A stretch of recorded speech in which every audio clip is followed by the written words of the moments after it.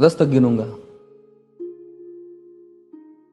राम लिखते ही, पढ़ते ही, सुनते ही, देखते ही या दिखते ही मन में जो पहला विचार आता है उसे बांध कर रखिए। पूछूंगा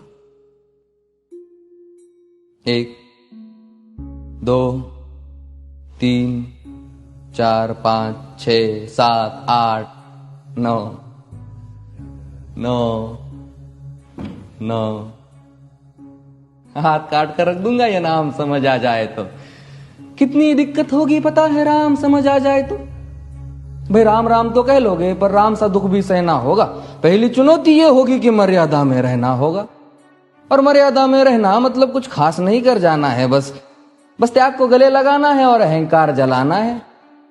अब अपने राम लला के खातिर इतना ना कर पाओगे और शबरी का जूठा खाओगे तो पुरुषोत्तम कहलाओगे। काम क्रोध के भीतर रहकर तुमको शीतल बनना होगा। बुद्ध भी जिसकी इच्छाओं में बैठे वैसा पीपल बनना होगा ये सब कुछ, और वो भी शून्य में रहकर प्यारे। तब ही तुमको पता चलेगा कि कितने अद्भुत राम हमारे। सोच रहे हो कौन हूं मैं? चलो बता ही देता हूं। तुमने ही तो नाम दिया था मैं पागल कहलाता हूं। नया नया हूं यहां पे तो ना पहले किसी को देखा है। वैसे तो हूं त्रेता से, मुझे कृष्ण किसी ने कलयुग भेजा है। भाई बात वहां तक फैल गई है कि यहां कुछ तो मंगल होने को है कि भरत से भारत हुए राज में सुना है राम जी आने को है। बड़े भाग्यशाली हो तुम सब। नहीं, वहां पे सब यही कहते हैं कि हम तो राम राज्य में रहते थे पर इन सब में राम रहते हैं।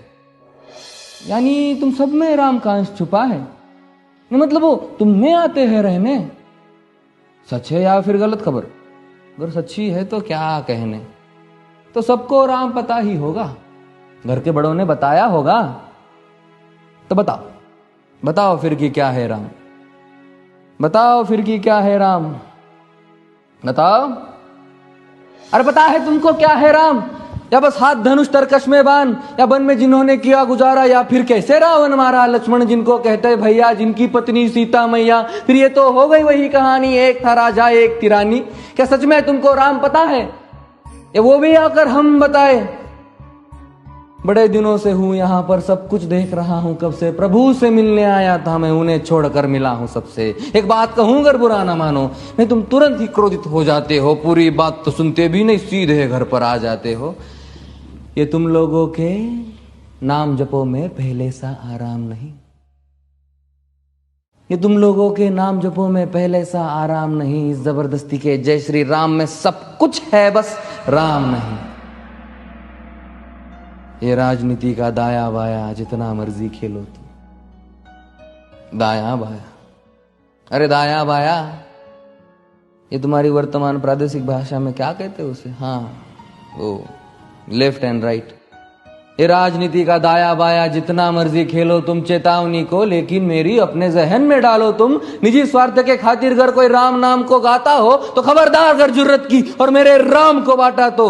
भारत भू का कवि हूं मैं, तभी निडर हो कहता हूं राम है मेरी हर रचना में। मैं बजरंग में रहता हूं, भारत की नींव है कविताएं और सत्य हमारी बातों में। तभी कलम हमारी तीखी और साहित्य हमारे हाथों में। तो सोच समझ कर राम कहो तुम। ये बस आतिश का नारा नहीं, जब तक राम हृदय में नहीं तुमने राम पुकारा नहीं। राम कृष्ण की प्रतिभा पर पहले भी खड़े सवाल हुए। ये लंका और ये कुरुक्षेत्र यूं ही नहीं थे लाल हुए। अरे प्रसन्न हंसना भी है और पल पल रोना भी है राम। सब कुछ पाना भी है और सब पाकर खोना भी है राम।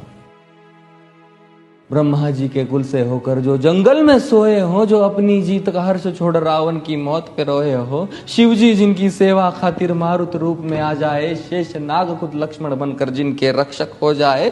और तुम लोभ क्रोध अहंकार छल कपट सीने से लगा कर सो जाओगे तो कैसे भक्त बनोगे उनके, कैसे राम समझ पाओगे?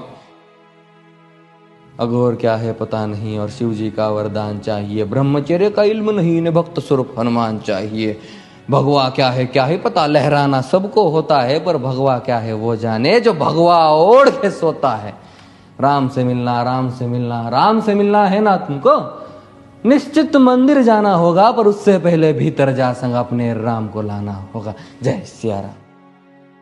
और हाँ, अवधपुरी का उत्सव है, कोई कसर नहीं, सब खूब मनाना। मेरे प्रभु है आने वाले, रथ को उनके खूब सजाना। वो द्वापर में कोई राह तक है, मुझे उनको लेने जाना है। चलिए तो फिर मिलते हैं, हमें भी अयोध्या आना है। जय सिया राम। फिर से